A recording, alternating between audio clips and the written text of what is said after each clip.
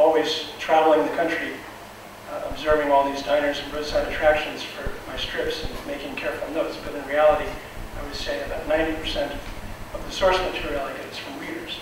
And if you look inside any Zippy strip that has a real location, like a diner or a roadside attraction, you'll see a little line of type going vertically up one panel that says tip of the pen or just tip to, and a name. And that name is the name of the person who sent me the photographs. I think there's at least one of you here tonight that introduced himself to me. Incredibly grateful to all of you. Anyway, this one is kind of an attempt at explaining just what it is about diners that is so wonderful to Zippy. It's called Encounter. Panel 1 at the top. Zippy does not have a hip or ironic attitude toward diners. And from the diner comes the waitress's voice. Coffee, hon? And Zippy responds, wait, I'm still examining my mug logo. Zippy does not patronize diners that have a desire to return to a more innocent past. The waitress says, the soup today is beef barley. Zippy says, if I had a child, I'd name it beef barley. Last panel. Zippy eats at diners for one reason and one reason only. Surely. The waitress says, you let me know when you're ready, hon. And Zippy looks at her and says, take me away from all this, Shirley. I've met a lot of Shirleys in my diner explorations. Another Baltimore icon, you may recognize Mr. Bo, the mascot of Baltimore's own Natty Bo beer, atop the old brewery, now converted to condos. In the first panel, Zippy's balloons coming from off-screen, but it says, you remind me of Esky, that bug-eyed little Esquire, bug-eyed little guy from Esquire magazine. Mr. Bo says, well, we did come along about the same time, in the 1930s, but I sold beer. Zippy's speech balloon says, it must have been great to live in the 1930s when everyone was bug-eyed and mustachioed. Which Mr. Bo says, well, that was a long time ago. Now I'm busy selling condos. And Zippy says, you mean I could live in this building and stare out my window every day at your huge bug-eyed and mustachioed kisser? Which Mr. Bo says, kind of puts the Eiffel Tower and the Taj Mahal to shame, doesn't it? Still performing sideshows in Hawaii and London.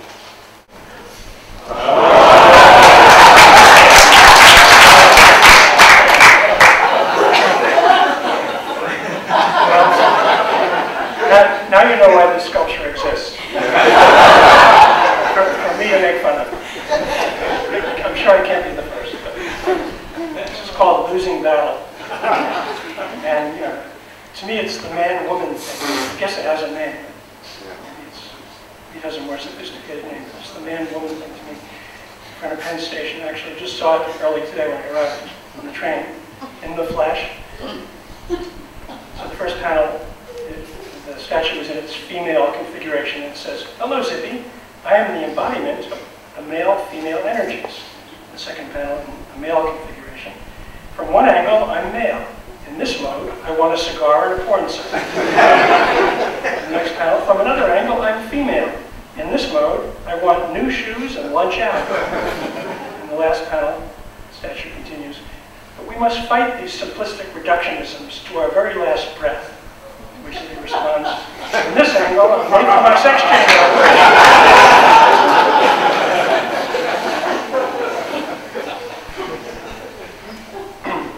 This one is not a great slide. And Craig, or somebody may have to focus this one.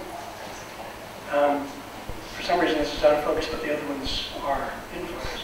Anyway, this is from a June 1999 Sunday strip. And I think it illustrates another of Zippy's habits or modes of behavior, his compulsive delight in repeating a delicious phrase over and over. Zippy often hears language as poetry or pure rhythm. I think we all do, we just don't want to admit it. And he likes the sound of the words, if he likes the sound of the words, he plays them like free-form jazz. He's watching TV, and he looks at the TV and he says, Tinky Winky Teletubby. And he gets a little more excited in the next round. Tinky Winky Teletubby, Tinky Winky Teletubby, Tinky Winky Teletubby. Pause. Tiny purple gender bender.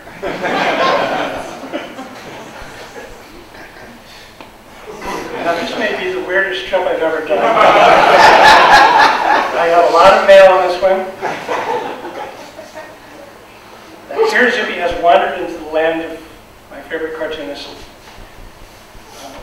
Ernie Bushmiller's Nancy and Sluggo landscape, which would explain his jaunty, stumpy look and the simple backgrounds.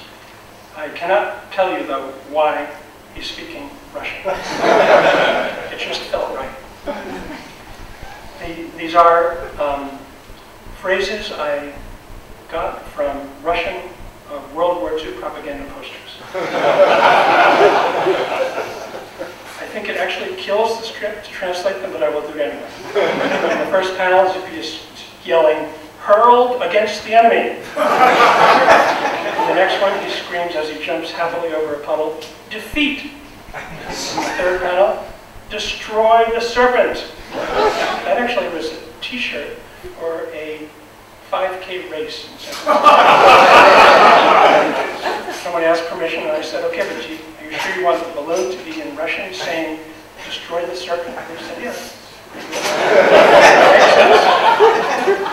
The last panel, Nancy, a character from the Nancy strip, with a clown nose to disguise her, in Russian says, "More weapons and ammunition." And then Zippy suddenly speaks Japanese, which translates a rather lengthy description of the appearance of a McDonald's outlet in Tokyo.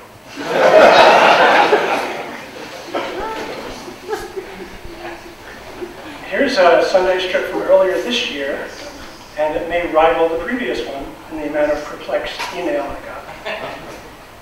It's actually part of a 7-strip daily series. This was the Sunday kind of denouement of the daily series, in which all the dialogue balloons are from real old comic books, none written by me. I literally cut out the lettering from these old comics and pasted them into the balloons. I have no idea what came over me. It's probably a pretty good example of me just tuning into Zippy's wavelength and going along for the ride. When you have to produce 365 comic strips a year, you do not question where ideas come from. The dialogue in this strip, by the way, is from a very obscure old comic book called Rusty Riley, A Boy, a Horse, and a Dog, by Frank Godwin from 1949.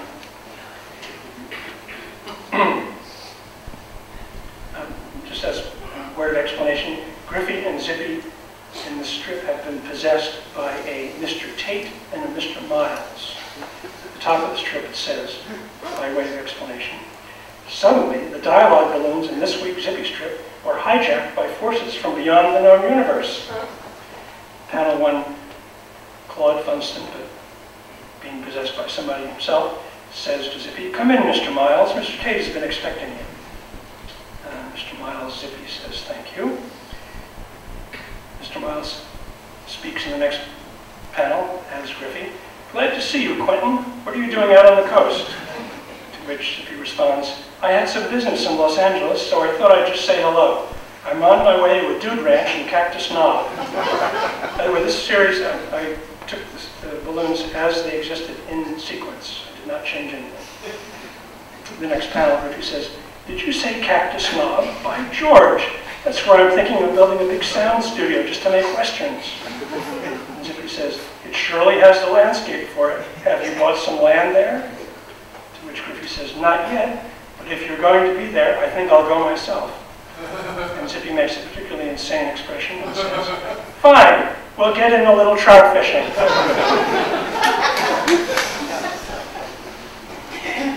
Gotta keep myself amused. Next, as long as I'm pushing the comics envelope a little, here's another entry in the most weird category from late last year. I just had this sudden image, and I sit down at the drawing table, and sometimes strips just come to you. I have this image in my head of these bland clip art kind of people out on a date, but without heads. In the first panel, the headless guy says to the headless girl, "Can I walk you home a bit?" Yvette responds, "Why, okay, thank you, Todd." Second panel, "Well, here we are." She says, "I had a nice time tonight, Todd."